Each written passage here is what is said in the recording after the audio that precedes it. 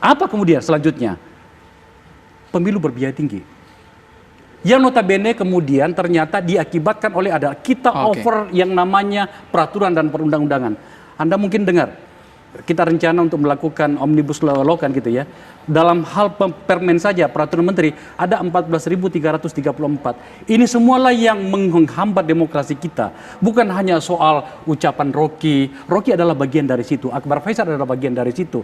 Hoir adalah bagian dari situ. Tapi saya ingin kita melihat sesuatu yang lebih besar. Baik, itu catatan demokrasi kita. Hal-hal seperti inilah sebenarnya yang perlu kita lihat secara keseluruhan. Bahwa Rocky kadang-kadang menjengkelkan, aku udah kadang-kadang jengkel, tapi ketika dia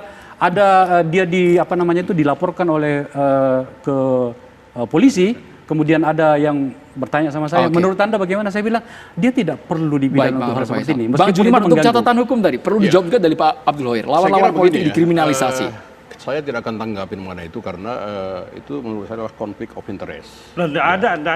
Ini hak saya bicara sekarang. Bagian mana Bang? Yang konflik of interestnya bagian mana? Kalau sudah bicara mengenai lawan politik, dikriminalisasi, ya segala macam, tentu ini hal yang merupakan sia-sia bagi saya untuk menanggapi karena itu bukan ranah saya untuk menyelesaikan nantinya. Silahkan digugat mengenai peradilan atau silahkan tempuh upaya hukum lain kalau memang merasa dijolimi atau merasa dikriminalisasi.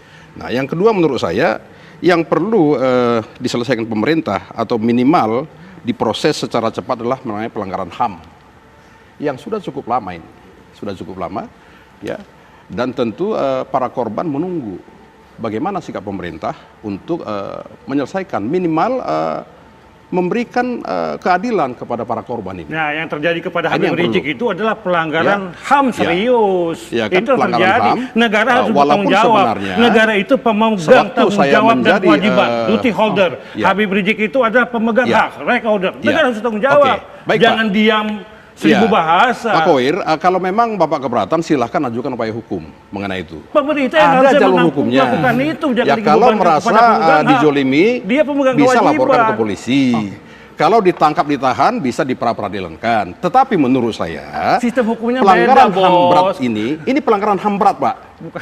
Ini HAM berat. Tolong dibedakan, Pak. Pelanggaran HAM dengan pelanggaran HAM berat. Ini dibedakan, Pak. Saya ngerti seperti itu, korban Semanggi. Ya, kalau yang tadi mungkin Pak Hoir bicara pelanggaran HAM, bukan berat. Saya bicara berat, Pak. Ya, ini sudah lama, bahkan sudah lebih dari 10 tahun. Ya, pemerintah harus segera bersikap. Ya, minimal pemerintah harus melindungi para korban atau para korban, ya, melalui misalnya ada undang-undang yang mungkin akan diselesaikan mengenai undang-undang KKR misalnya.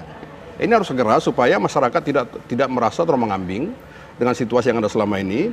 Yang kedua, yang harus dicatat, kalaupun nantinya undang-undang KKR berlaku, bukan menyampingkan proses judisial terhadap para pelanggar HAM. Namun posisinya perlu juga Bang Juniman, bahwa pemerintah tidak tebang pilih, tidak pilih-pilih kasus. Semua pelanggaran HAM, baik itu yang ringan maupun berat, semua masuk concern pemerintah.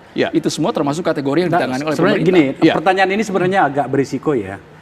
Untuk mengatakan bahwa pilih-pilih, kami sering mendengarkan itu. Saya di DPR itu sering sekali mendengarkan. Tapi sejujurnya, saya tidak pernah cukup mendapatkan pembuktian tentang yang namanya pilih-pilih itu ya. Kami katakanlah misalnya dalam hal kami menyikapi Polri, KPK dan Kejaksaan gitu ya. Kami sering mengatakan itu. Pilih-pilih kasih. Tetapi itu juga kemudian kami tidak terlalu yakin pada banyak poin. Kecuali yang bisa kami tunjukkan. Semua harus bisa ditunjukkan, harus bisa dibuktikan. Bahwa itu kita rasakan, iya benar. Kita tidak bisa menyembunyikan, kita punya hatilah. Kita bisa merasakan itu. Tetapi ada baiknya kalau kemudian kita sudah mulai menyandarkan segala sesuatu pernyataan kita, tindakan kita pada sebuah pembuktian. Maka kita meminta kepada Komnas HAM ya supaya segera menyikapi ini karena memang ini tugas utama Komnas HAM. Ya, berkoordinasi dengan Jaksa Agung. Bagaimana nih pelanggaran HAM berat dugaannya? Apakah berhenti di sini saja? Dan atau apa kerja Komnas HAM selama ini? Ya mari kita kritisi Komnas HAM.